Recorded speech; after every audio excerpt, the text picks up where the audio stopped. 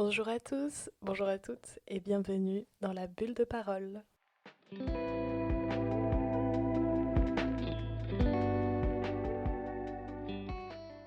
Aujourd'hui, c'est un jour très particulier puisque nous sommes le 1er avril.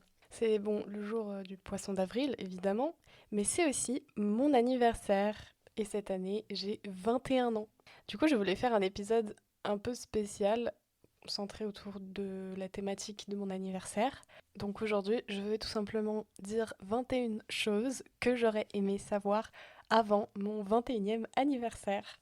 Voilà, c'est un petit concept que je trouve assez sympa.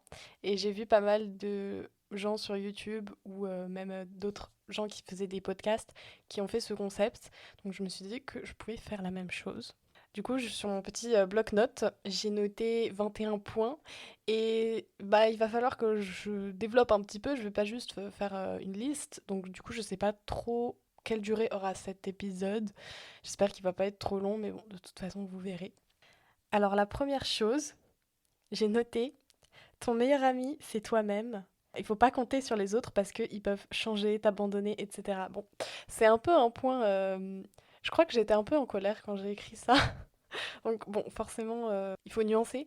Mais effectivement, une chose que je pense c'est important de savoir et de prendre conscience, c'est que dans la vie, en fait, on n'a que soi-même. Donc c'est vraiment cette phrase de ton meilleur ami, c'est toi-même, parce que tu vas rester avec toi-même toute ta vie. Même la voix dans ta tête, la voix intérieure, des pensées et tout, bah, c'est la tienne. Et finalement, c'est vraiment la seule personne au final qui, tu peux être certain, qui va pas t'abandonner en fait. Je dis pas qu'il faut non plus se fermer, se renfermer sur soi-même, ne pas avoir d'amis, ne pas avoir de proches. Mais en tout cas, je pense que c'est important de se rappeler dans la vie que, au final, il y a que toi, tu vas rester avec toi-même toute ta vie, littéralement. Bon, ça peut paraître un peu bizarre pour certaines personnes parce qu'on dirait que je parle comme si, en fait, il y avait une deuxième personne, comme si toi, tu es ton meilleur ami, comme si, en fait, ouais, il y avait un dédoublement de personnalité, mais en fait, non, c'est pas vraiment dans ce sens-là que je veux dire. C'est surtout de pas oublier que, au final, c'est toi qui prends tes propres décisions. On a quand même de la chance d'avoir relativement un libre arbitre. On n'est pas des marionnettes. Du coup, au final, il y a que toi qui peux prendre les décisions de ta propre vie. On peut pas genre sortir de ce corps pour aller dans un autre, de ce que je sache en tout cas. En fait, il faut savoir que pas mal de ces idées-là, de ces 21 points que j'ai notés, il y en a pas mal, en fait, je les ai notés par exemple dans le métro, ou alors avant de m'endormir, ah, j'avais un flash d'une idée, et du coup, je prenais mon téléphone pour noter l'idée. Donc en fait, il y a des points, je suis pas sûre de m'en souvenir exactement, mais ouais, c'est vraiment genre juste des petites choses que j'ai notées au fil des mois en prévision de cet épisode de podcast. Donc voilà, si c'est un peu brouillon, c'est normal.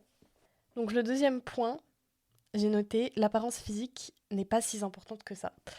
Donc en fait, je pense que c'est parce que en réfléchissant à ces différentes choses, je pensais à la moi du passé forcément, vu que c'est les choses que j'aurais aimé savoir avant mes 21 ans. Et en fait, ouais, quand j'étais adolescente, bon, ce qui est 15 ans, 16 ans, 17 ans et tout, j'ai l'impression que c'est un peu la période où tout le monde, bah surtout les filles peut-être, euh, accorde beaucoup d'importance à leur apparence physique. Donc c'est un peu la période où on se cherche. Bon, c'est un peu cliché de dire ça, mais en tout cas pour moi c'était vrai.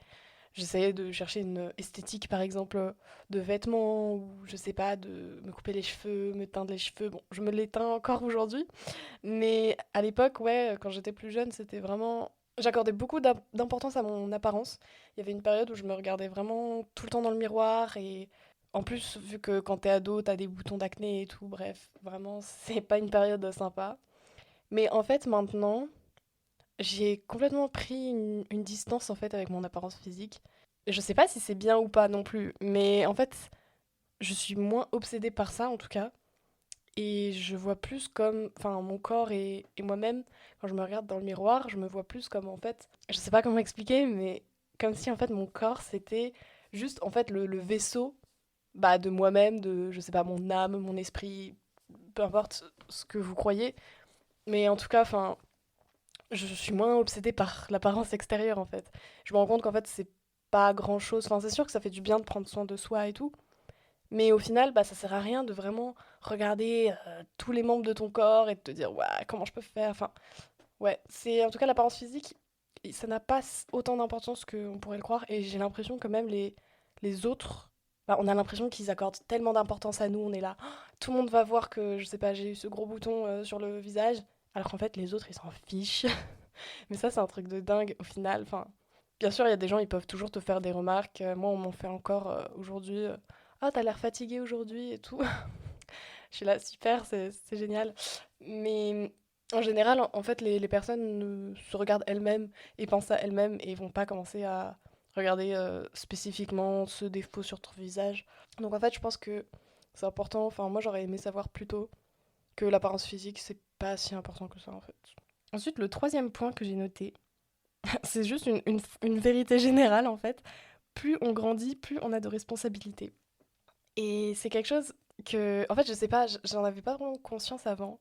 Quand j'étais vraiment petite, je me souviens, je me disais, ouais, quand j'aurai 18 ans, je serai une adulte, j'aurai mon propre appart, j'aurai mon travail et tout. Mais en mode, ça me paraissait tellement loin. Et au final, j'étais contente de juste être une enfant et que en fait, ce soit mes parents qui s'occupent de moi, ce soit eux qui ont les responsabilités envers moi et que moi, au final, j'ai rien à faire à part juste travailler à l'école. Et au final, bah, c'était vraiment des beaux jours, c'était des jours heureux. C'est comme si tu vivais gratuitement en fait, alors que quand t'es adulte, bah, tu dois limite payer pour vivre. Je sais pas si vous voyez ce que je veux dire. En fait, pour moi, oui, chacun a ses responsabilités, mais par responsabilité, je veux dire vraiment des choses bah, qui peuvent être source de stress et vraiment... Ouais, c'est littéralement, par exemple, bah, plus tu grandis, plus tu deviens adulte, plus tu dois bah, être indépendant, autonome, et du coup, t'es littéralement bah, lâché dans la nature. Bon, faut trouver un job, faut commencer à apprendre à faire ci, à faire ça. Il y en a qui commencent à vivre tout seuls dans leur appart. Et encore, je dis ça, moi j'ai que 21 ans et je vis encore avec ma mère. Mais j'imagine pas, enfin, je sais pas, quand t'as 30 ans, imagine, t'as des enfants, tu dois les nourrir, tu dois payer ton loyer, t'as un job stable, un CDI, faut que tu trouves ça, faut que tu oublies pas de faire ça, les impôts, machin, machin. Vraiment, en fait, moi, ça m'angoisse énormément. Ça, c'est un truc. Je sais plus si j'en ai déjà parlé dans un épisode de podcast, parce que j'avoue que je me souviens pas toujours de ce dont j'ai parlé dans mes autres épisodes. Mais vraiment, ce truc des responsabilités, je sais qu'il faut l'accepter. C'est pour ça que je l'ai noté en point numéro 3. Mais voilà, c'est difficile en fait. Alors, point numéro 4. Parfois, c'est bien d'être impulsif et essayer de pas prendre à cœur ce que pensent les autres pour se faire plaisir. Je ne sais plus ce que je pensais quand j'ai noté ça, mais en fait, je pense que ça va un peu avec cette idée de ce que j'ai noté en point numéro 1, je crois. Non, en point numéro 2, sur en fait le fait que au final les autres, ils accordent pas tant d'importance que ça à soi-même. Par impulsif, je pense, je voulais surtout dire ne pas juste toujours réfléchir ah mais qu'est-ce que va en penser ça et ci et ça et juste si t'as envie de le faire, bah fais-le tout simplement. Par exemple, moi, bah, lancer ce podcast, je sais pas, j'aurais très bien pu me dire oh mais imagine il y a cet ancien camarade de classe de mon lycée ou de ma prépa ou de ma fac qui trouve ce podcast, ça va être tellement gênant. Bah, en fait, on s'en fout, enfin bon. Et même, en fait, juste j'ai envie de le faire, donc je le fais, enfin je sais pas, je trouverais ça dommage de me retenir. C'est comme j'ai des amis qui, je pense, ont des comptes TikTok et qui publient des TikTok et tout, et je sais que ça peut être un truc où pas mal de gens peuvent trouver ça gênant, entre guillemets. Bon, déjà, moi, en fait, ce terme de trouver des trucs gênants, je trouve ça très enfantin, en fait. J'ai l'impression que c'est vraiment une attitude de collégien. C'est sûr que, en fait, on se met dans une position assez vulnérable en s'exposant sur Internet, enfin, sur l'espace public même en général, parce que du coup, ça veut dire que d'autres personnes qui potentiellement nous connaissent voient notre contenu. Pour ceux en plus qui exposent leur visage, bah voilà, vous critiquez l'apparence. Et si en plus on parle de sujets sensibles ou un peu personnels, bah là c'est... Ouais, on se met vraiment dans une position vulnérable. Mais au final, je pense que si c'est vraiment une idée qu'on a en tête, quelque chose qu'on a vraiment envie de faire, de temps en temps c'est bien d'être impulsif en fait. Et de juste se dire, bah vas-y, j'ai envie de faire ça, bah vas-y, je le fais. Enfin, bien sûr, il faut penser aux conséquences. Je dis pas être impulsif à l'extrême, mais juste parfois, genre, savoir juste se dire, bah vas-y, enfin, on s'en fiche, de toute façon, on ne vit qu'une fois. Et si ça nous fait plaisir, si c'est quelque chose qui nous plaît ou qui nous tient à cœur, bah pourquoi pas au final. Donc en point numéro 5, c'est souvent nécessaire de sortir de sa zone de confort et il faut s'y efforcer pour évoluer. Oui, alors ça, bah, c'est quelque chose que je pense ça peut être difficile pour certains à entendre, même moi en fait. Bah, surtout moi, en fait, je suis très casanière, je suis très timide, introvertie, tout ça. J'adore ma zone de confort. Mais en fait, parfois, quand je suis trop dans ma zone de confort, je me dis que je suis vraiment nulle. J'ai l'impression de juste me réfugier en fait dans la facilité. Et je trouve que parfois, c'est bien d'en sortir, comme j'ai mis, pour évoluer. En fait, j'ai l'impression que parfois, quand tu te forces à faire quelque chose qui est hors de ta zone de confort, ça t'apprend des trucs sur toi-même. Et évidemment, c'est pas toujours agréable. Enfin, soit ça peut être génial et waouh, t'as découvert un nouveau truc que t'aurais jamais tenté et trop bien. Ou soit ça peut être vraiment une mauvaise expérience parce que bah forcément t'es hors de ta zone de confort, donc c'est quelque chose que t'aimes pas et enfin voilà. Je sais pas, ça peut être aller dans des soirées alors que tu préfères rester chez toi à regarder une série, ou je sais pas, faire une activité, je sais pas, faire de la natation ou un truc comme ça, où du coup t'exposes un peu ton corps avec d'autres gens et du coup tu te sens mal à l'aise, etc. En fait, je pense qu'au moins une fois, tenter un truc hors de sa zone de confort, ça peut être pas mal. Au moins essayer. En fait, c'est vraiment ce truc de au moins essayer, quoi, parce que sinon tu sauras jamais. T'évolues comme ça, tu sais, genre, c'est quoi tes faiblesses. Enfin bref, pour moi, c'est quelque chose d'important. Il faut s'efforcer parfois, même si, franchement, ça serait tellement bien de. Bah, juste pouvoir se mettre en sécurité dans sa petite bulle et tout. Ouais. Moi aussi, il faut que je m'efforce de faire ça.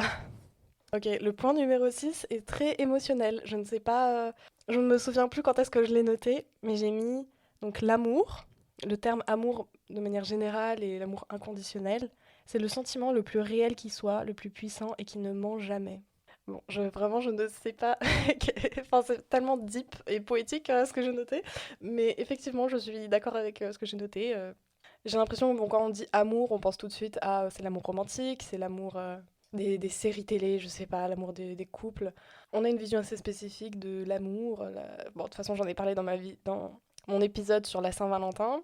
Mais je trouve que oui, cet amour-là, il est important, mais aussi bah, de manière générale, en fait, le sentiment d'amour inconditionnel le plus pur. Bon, c'est très abstrait ce que je dis, mais on ressent tellement de sentiments contradictoires et tout et tout. Enfin, même la jalousie, parfois après on peut la regretter. Mais je trouve que l'amour, c'est jamais quelque chose. Bah, comme j'ai noté, pour moi, c'est vraiment le truc le plus honnête, enfin le sentiment le plus vrai en fait. Parce que même si bah, ton cerveau il te dit, je sais pas, je devrais pas aimer cette personne, ou alors pourquoi j'aime cette personne alors qu'elle m'a fait ça, ça, ça, bah au final, enfin, c'est ce que tu ressens et tu peux pas faire autrement. Peu importe si tu te forces à ne pas aimer cette personne ou. Enfin, pour moi, en fait, ça dit quelque chose et c'est quelque chose de vrai, ce que ça dit. Et c'est aussi quelque chose pour moi qui est important et qu'il faut préserver. En fait, pour moi, c'est l'amour, ressentir de l'amour, c'est jamais quelque chose de négatif. Peu importe, je sais pas, la personne ou quoi, ou ce que nous dit notre raison, bah c'est toujours un cadeau en fait de ressentir de l'amour. Et je trouve que c'est vraiment un truc super important bah, de l'être humain. Parce qu'il y a plein de trucs très mauvais chez l'être humain. Mais le fait qu'on puisse ressentir de l'amour, c'est vraiment un des rares trucs bien. Et faut que ça reste. Voilà. Le point numéro 7. Ce qu'on croit qui est insurmontable, difficile, etc., en fait, ce n'est rien, faut savoir s'en détacher. Bon, en fait, c'est vraiment des choses, des points que je note. C'est tellement facile à dire, mais c'est tellement difficile à faire. Mais en même temps, je le pense quand même. C'est vrai que, en fait, sur le moment, on peut être face à une épreuve ou à quelque chose, ouais, qui nous paraît insurmontable. On se dit, mais comment je vais faire pour y survivre? Comment je vais faire pour y arriver? Je peux pas y arriver, je peux pas. Et pour nous, en fait, c'est la cata, genre on y pense tout le temps et tout. Et en fait, il y a tellement, tellement de trucs comme ça qui m'est arrivé. Et je sais pas, 5 ans plus tard, tu t'as complètement oublié l'événement. Ou alors tu y repenses et t'es en mode oh oui, mais c'était nul en fait. Ça veut pas forcément dire que cet événement il est invalide, que ce sentiment est invalide. En fait, sur le moment, on a tellement stressé, on a tellement, je sais pas, on s'est tellement dit que c'était difficile et tout, que même si pour aujourd'hui, pour nous, c'est facile ou c'est pas aussi insurmontable que ça, je trouve qu'il faut quand même pas se dénigrer et se dire mais ouah, on a trop exagéré et tout avant, non, non, non. Parce que pour nous, c'était difficile, c'était réel et c'était une épreuve. Donc, même si ça nous paraît facile aujourd'hui, ça sert à rien de se dire on était trop nuls, trop faibles, etc. Je sais pas, je peux prendre un exemple, mais par exemple, s'il y a des gens qui, quand ils ont passé le bac, ils ont énormément stressé, et qu'aujourd'hui, je sais pas, ils ont un job à plein temps, ils se disent, mais putain, le bac, c'était rien du tout, c'était nul. Oh là là, mon petit mois de 17 ans, j'étais tranquille chez mes parents, non, non, non, et je stressais pour le bac. En fait, oui, ça prouve que sur le moment, le stress qu'on a pu ressentir, au final, c'était rien. objectivement, ou voilà. Mais en même temps, ouais, faut pas non plus se dénigrer comme ça. En fait, je pense qu'il faut trouver une sorte de balance, enfin, une sorte de juste milieu, où le soi qui stresse sur le moment, on peut se dire, bon, peut-être ça me paraît insurmontable, mais est-ce que c'est vraiment un truc vraiment hyper important qui va affecter toute ma vie et qu'à 60 ans, je m'en souviendrai encore? Ouais, il y a des problèmes comme ça qui sont tellement grands que voilà. Mais il y en a d'autres, peut-être on peut essayer de s'en détacher un peu. Alors après, moi je dis ça, mais sur le moment, en fait, je suis prisonnière de mon stress et c'est hyper difficile de me dire ça. Donc, ouais, c'est pas quelque chose de facile, c'est quelque chose, faut se forcer à penser ça. C'est vraiment un mindset qui peut être difficile à accomplir, mais bon, ça peut aider à relativiser, quoi. Par exemple, penser à la soi du futur qui pense à la nous maintenant qui stressons et à la soi du futur qui nous dit waouh, c'est complètement nul, pourquoi tu stresses pour ça? Moi j'ai plein d'autres problèmes, non, non, non. Je sais pas, peut-être ça peut aider à relativiser. Ok, point numéro 8. Le temps passe très vite, trop vite, donc il faut apprendre à vivre dans le présent et dans le moment. Ouais, c'est vrai. Mais ça, c'est vraiment un truc. Est-ce que j'en ai déjà parlé? Je crois pas que j'en ai déjà parlé dans un épisode de podcast. Mais le temps, on en parle ou pas? Il passe beaucoup trop vite. Ça me fait peur, hein. Je sais, c'est vraiment une phrase bateau. Oh là là, le temps il passe vite. Tout le monde le pense ça. Mais franchement, waouh, parfois je me rends compte, les jours, les semaines s'enchaînent et je me réveille un matin, je suis en mode, mais on est quel jour tellement ça va vite. Enfin, en fait, je pense que c'est surtout ça quand le quotidien est répétitif. Mais du coup, ça fait que, oui, dans ma tête, j'ai l'impression, par exemple, qu'on est toujours en janvier 2025, je me souviens du Nouvel An et tout, et en fait, on est bientôt en été. Et je sais pas, les années passent et ouais, c'est un peu déprimant, mais on dirait que ça file entre les doigts, quoi. Et ouais, effectivement, il faut savoir du coup profiter de chaque instant. C'est pas évident à dire, mais en fait, je pense, ouais, c'est aussi les écrans parfois, en tout cas pour moi, ça m'empêche de vivre dans l'instant. Et ça fait que le temps, il passe beaucoup plus vite. Et en fait, quand tu poses ton tel ou ton ordi ou quoi que ce soit à un moment, bah là, d'un coup, tu sens passer chaque seconde. Ouais, je trouve que ça peut être important de, au moins une fois par jour, sentir quelques minutes le temps passer pour de vrai, quoi. Mais bon, après, c'est sûr qu'en fait, vu qu'on est dans le train-train quotidien, on a chacun nos responsabilités, on se lève le matin, vite faut prendre le métro ou vite faut conduire ou je sais pas où pour aller au travail ou quoi que ce soit. Et du coup, bah ça passe tellement vite, enfin, c'est compliqué. C'est un peu déprimant en fait les points que j'ai notés.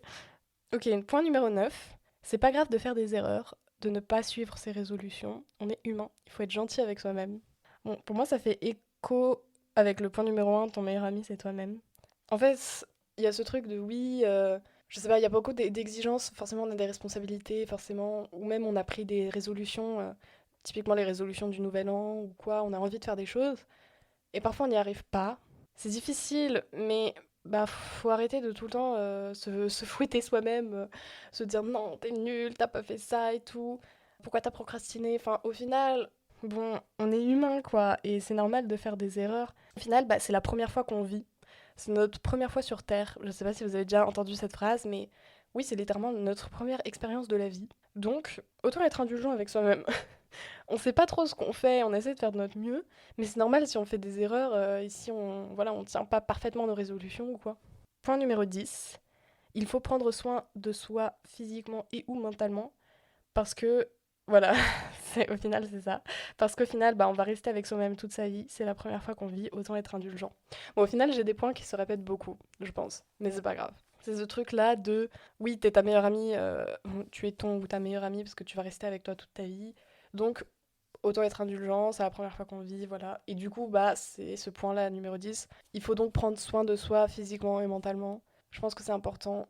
Je pense que parfois, c'est bien de se prioriser soi-même.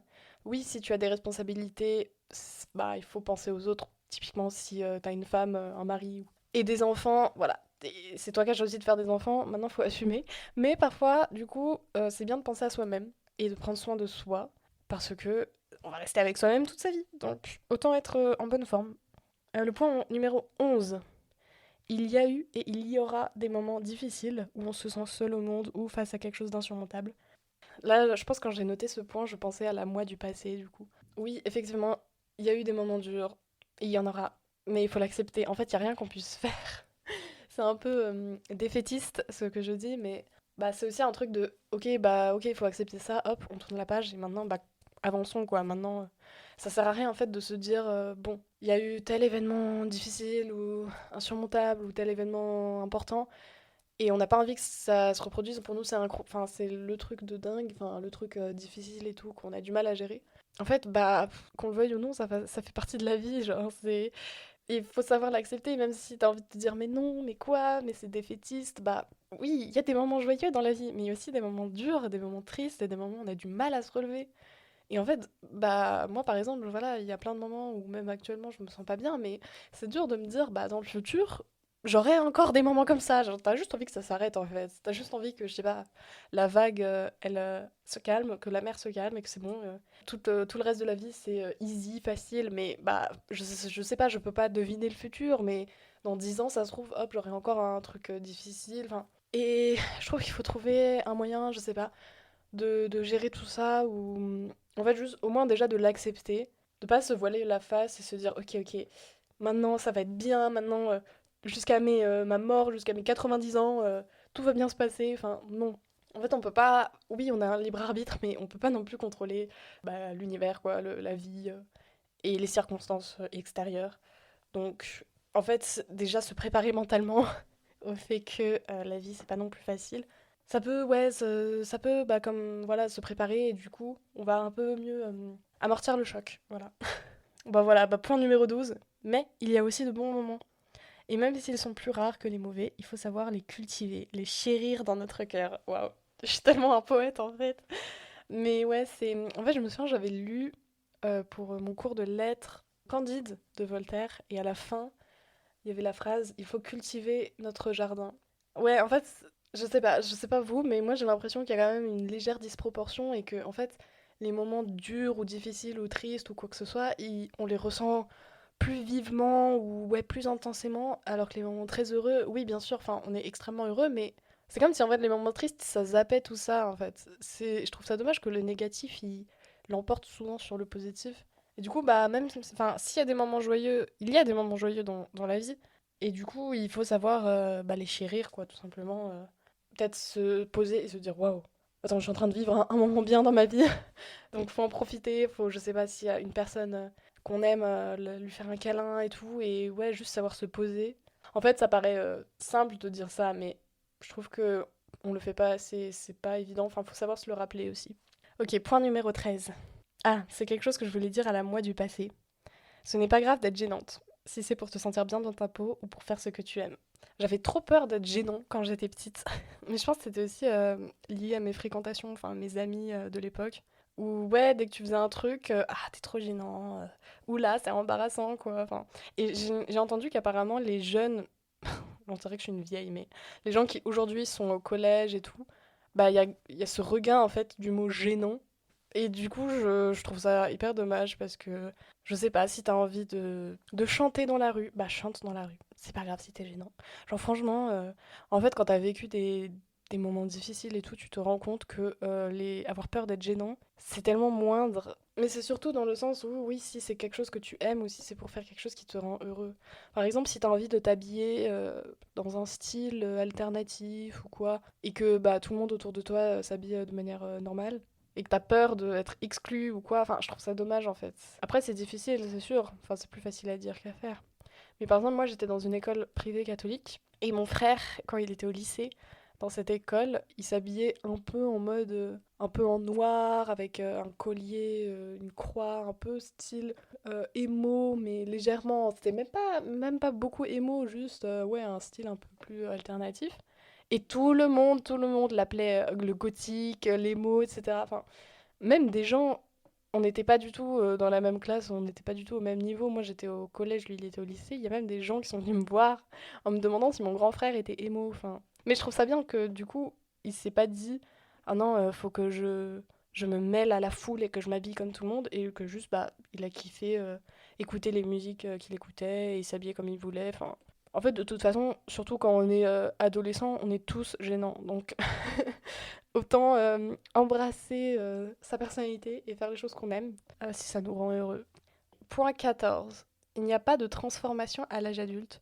Oui, même moi maintenant, je me sens toujours comme une enfant ou une adolescente, mais juste j'ai des responsabilités. En fait, c'est ce truc qui fait du coup écho avec le point plus tu vieillis, plus tu grandis, plus tu as des responsabilités. En fait, quand j'étais petite, je m'imaginais que, je sais pas, la moi de 25 ans par exemple, bah je saurais comment être adulte. Il y a ce truc-là de je saurais quoi faire. C'est naturel, tout le monde est adulte et tout le monde doit forcément savoir instinctivement comment faire. Sauf qu'en fait, bah du coup j'ai 21 ans et non, je ne sais pas comment faire adulte. Je ne sais pas qu'est-ce qu'est être adulte. Qui, que suis-je censée faire? Et du coup, bah c'est un peu compliqué parce que qui t'apprend à remplir les impôts, les taxes, qui t'apprend à vivre seul, qui t'apprend à trouver un job, bah c'est toi qui te démerdes en fait. Excusez-moi pour tous les gros mots qui sont présents dans mon podcast, mais c'est juste toi qui te débrouilles. Bah ça j'aurais bien aimé le dire à la moi du passé pour le coup. Ça aurait été une des choses que j'aurais aimé savoir avant avoir 21 ans. C'est juste, bah prépare-toi parce que non, ça va juste pas te venir comme le Saint-Esprit, hop, qui éclaire ton cerveau. Ah, je sais comment faire. Non, c'est vraiment juste, bah tu te réveilles, t'es dans l'âge adulte, mais bah personne t'a appris, il n'y a pas de manuel en fait. Point 15. J'ai juste noté les petites choses de la vie. Être reconnaissant. Par exemple, je sais pas, tu te réveilles et ah, il y a du soleil à travers la fenêtre. Tu manges un petit déjeuner et c'est bon. Et du coup, bah, tes papilles gustatives, elles sont contentes parce que c'est un plat que t'aimes bien. Si t'as un animal de compagnie, il vient, tu le caresses, il est content et t'es content. Ou même, surtout, sortir dehors et sentir la chaleur du soleil. Ça, c'est surtout vrai la période justement actuelle de quand on sort de l'hiver et qu'on entre vers le printemps et qu'il y a les premiers jours de soleil. Et t'es là, mais waouh, j'avais oublié c'était quoi le soleil. J'avais oublié c'était quoi de sentir la chaleur sur ma peau. Et je me souviens quand j'étais en classe préparatoire, j'étais un peu déprimée et tout. Et je me souviens vraiment de plusieurs chemins que j'ai fait pour aller en cours. Et je marchais en fait, et il y avait du soleil. Et j'étais trop contente. Et je sais pas, juste, je me souviens que je fermais les yeux et que je sentais juste le soleil. Et ouais, ça peut paraître rien, ça peut paraître un truc nul, mais c'est les petites choses de la vie. C'est hyper neuneux de dire ça, mais c'est vrai. Ok, point numéro 16. Il faut travailler pour avoir des résultats. Que ce soit pour la salle de sport, un projet personnel, en fait ça se fait pas tout seul. Mais c'est le truc de, bah, si t'as vraiment un rêve, si t'as un objectif dans la vie, ou un projet, quelque chose que t'as envie de faire, n'importe quoi, bah ça sert à rien de juste s'allonger et faire bon, c'est quand que ça arrive. En fait, faut mettre des efforts dedans. Parfois, bah du coup, faut sortir de sa zone de confort pour le faire. Ou ouais, bah il faut être consistant aussi. Bah par exemple le truc de la salle de sport. Bon, c'est pas par magie que tu vas maigrir ou avoir des muscles ou quoi. Non, c'est vraiment, il faut que, je sais pas, une fois, deux fois par semaine ou peu importe, tu te lèves, tu t'habilles, tu vas marcher jusqu'à là-bas, tu vas faire ton sport, tu reviens. Et bah c'est pas évident. C'est la discipline, tout simplement. C'est quelque chose qui s'acquiert, qui se travaille. Et ouais, bah, je dis ça, mais moi, j'ai du mal parfois à faire les choses que j'ai envie de faire. En fait, si par exemple, surtout pour les gens qui ont une vision de leur avenir, bah, un rêve entre guillemets. Par exemple, j'ai une amie, elle rêve de se marier à un âge précis, d'avoir des enfants, d'avoir une grande maison ou quoi que ce soit. Mais j'ai l'impression qu'elle met les efforts pour y arriver en tout cas. Elle fait de son mieux et ça c'est bien. Mais j'ai l'impression aussi qu'il y a des gens, ils ont des rêves ou des choses qu'ils ont envie de faire et au final ils font rien. Et c'est comme s'ils attendaient que ça leur tombe sur la tête. Je pense que c'est un truc que j'aimerais dire aux gens plus jeunes que voilà ou que j'aurais aimé savoir avant mes 21 ans. Juste secoue tes épaules et bah mets les efforts dès maintenant en fait.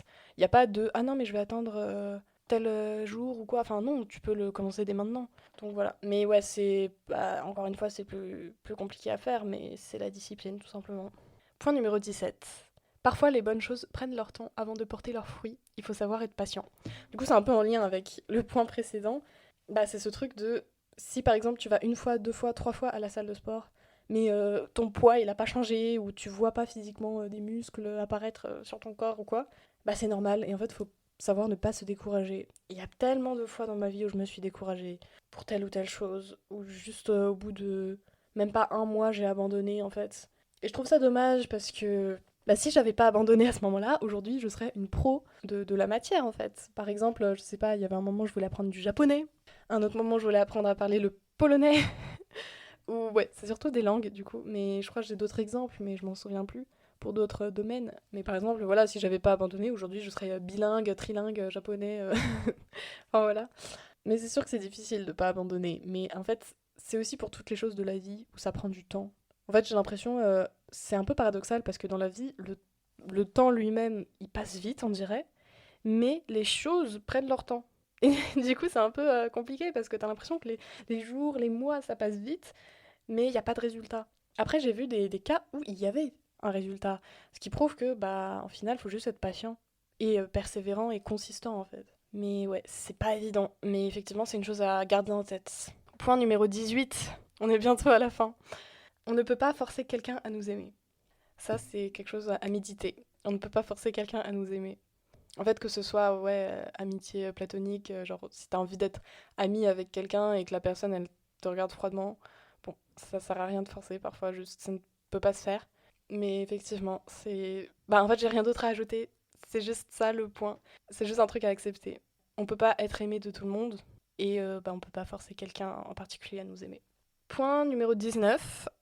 Faire toujours, toujours confiance à son instinct. Toujours. Ça marche aussi avec les gens. Je vois beaucoup sur les réseaux sociaux des femmes s'adresser à d'autres femmes et leur dire faites confiance à votre instinct. Souvent pour des situations un peu extrêmes, genre quand tu te fais suivre dans la rue par un gars un peu étrange et que tu te dis oula, j'ai l'impression il va me kidnapper ou j'ai l'impression il est en train de me suivre, bah au lieu de se dire mais non, j'exagère, oh là là, c'est encore moi qui me fais des films, parfois il faut faire confiance à son instinct et se dire c'est bizarre que j'ai l'impression que ce gars me fuit, faudrait peut-être que je me cache ou que voilà, j'aille chercher de l'aide. Même si c'est faux et que par exemple cette personne ne suivait personne, enfin qu'on s'est imaginé qu'on s'est fait des films, bah ça, en fait, on risque rien à être plus prudent. Et j'ai aussi marqué du coup que ça marche pour les gens. En fait, j'ai l'impression que parfois, je sais pas, on rencontre quelqu'un, tout le monde l'aime, mais soi-même on se dit, oula, c'est bizarre, mais je ressens une vibe un peu étrange de cette personne. Je sais pas si vous avez déjà eu la même chose. Souvent, c'est dans les grands groupes d'amis ou les groupes de gens où en fait, voilà, il y a quelqu'un, on dirait il est super gentil et tout le monde on dirait que l'apprécie, et toi tu te dis, ah, c'est bizarre, je ne sais pas pourquoi je ne m'entends pas avec cette personne. Ou même en dehors des grands groupes d'amis, si tu rencontres quelqu'un dans ta classe, tu discutes et tu dis oula, j'aime pas trop cette personne. En fait, c'est juste mieux, je pense hein, de faire confiance à cet instinct et de juste lâcher le truc. Parce que, en fait, ça ne coûte rien de juste couper les ponts et faire confiance à ce qu'on ressent. Parce que souvent, en fait, ce qu'on ressent, même si cette personne, au final, il n'y avait rien de bizarre avec elle, ça veut juste peut-être dire que, en fait, on n'avait pas une connexion avec cette personne ou que, je sais pas, sa personnalité ne correspond pas avec la nôtre. Et je trouve que moi, en tout cas, parfois, ça m'est arrivé. Où en fait, je sais pas, j'aimais pas trop une personne. Je me suis un peu forcée à être gentille ou à devenir amie avec. Et au final, bah, même si cette personne, je sais pas, c'était pas un serial killer ou quoi, en fait, au fil du temps, j'ai de moins en moins parlé à cette personne. Au final, on a coupé contact. J'aurais pu couper contact plus rapidement, en fait, tout simplement. Et accorder mon temps à des gens qui en valaient peut-être plus la peine, pour moi en tout cas. Et je trouve aussi le truc de l'instinct, bah en fait, ça peut marcher dans plein d'autres domaines. Mais en fait, je trouve même, par exemple, je me souviens pour Parcoursup, ou pour mon master, ou toutes ces plateformes-là, où quand il faut choisir son futur, quand il faut faire des choix importants, en fait, de manière générale dans la vie. J'ai l'impression que parfois, je sais pas, notre instinct, il nous dit pourquoi ce domaine-là, il m'intéresse, pourquoi j'ai envie de poursuivre mes études ou mon parcours professionnel dans ce domaine-là, c'est bizarre quand même. Et rationnellement, on se dit, mais non, je sais pas, il faut que je devienne avocat, il faut que je devienne médecin. Et en fait, parfois, c'est bien d'écouter son cœur, voilà. Point numéro 20, ne pas avoir peur de demander de l'aide et de reposer sur les autres. Je trouve que ça peut résonner plus avec certaines personnes que d'autres, mais j'ai l'impression effectivement il y a des personnes qui ont peur de demander de l'aide, pas forcément peur, mais qui ne veulent pas demander de l'aide. Je sais pas, qui ont peut-être en général peur d'être vulnérables, ou en tout cas ça leur est désagréable. Mais en fait, je pense parfois il faut accepter de tendre la main, ou plutôt d'attraper la main qui nous est tendue et juste accepter l'aide. En fait, ça paraît con, ça paraît simple comme idée, mais même moi, parfois, j'ai eu du mal à juste, comment dire, à juste aller voir des gens qui, du coup, forcément, me sont proches et leur demander juste de m'aider. Et je trouve, on peut pas tout faire tout seul dans la vie. Effectivement, bon, en fait, on dirait que ça contredit ce que j'ai dit avant sur le fait que dans la vie, tu es toi-même ton meilleur ami, tu peux compter que sur toi, etc. Mais d'un autre côté, bah, il y a aussi d'autres âmes autour de nous, d'autres personnes. On peut pas juste les ignorer. Et parfois, il faut effectivement savoir accepter la main qui nous est tendue. Le point numéro 21, on y est. Profiter à fond de sa jeunesse. Voyager, évidemment avec les moyens qu'on a. Rencontrer de nouvelles personnes. Aller des soirées, des fêtes, des concerts, des festivals. En fait, juste vivre. Ça paraît con, hein, mais vivre avec un grand V. Aller dehors, voir de nouvelles personnes, découvrir de nouveaux gens, vivre de nouvelles expériences. Et c'est sûr que on peut avoir de mauvaises rencontres ou bah, de mauvais souvenirs, de mauvaises expériences. Mais bah, c'est juste ça la vie en fait. Et j'ai l'impression, comme je l'ai dit plus tôt, c'est ça qui nous fait évoluer et grandir et qui nous fait acquérir de l'expérience un peu. Une fois qu'on est plus vieux, on peut regarder en arrière et se dire bah, j'ai vécu à fond, en tout cas du mieux que je pouvais, avec les moyens que j'avais. J'ai profité de cette chance bah, qu'on a en vivant en fait. Plutôt que juste de rien faire, de rester chez soi ou de voilà, de juste se cloîtrer parce qu'on a peur de souffrir. En fait, je trouve ça dommage. Je trouve que et surtout, bah, ça c'est un point que effectivement j'aurais aimé savoir avant mes 21 ans.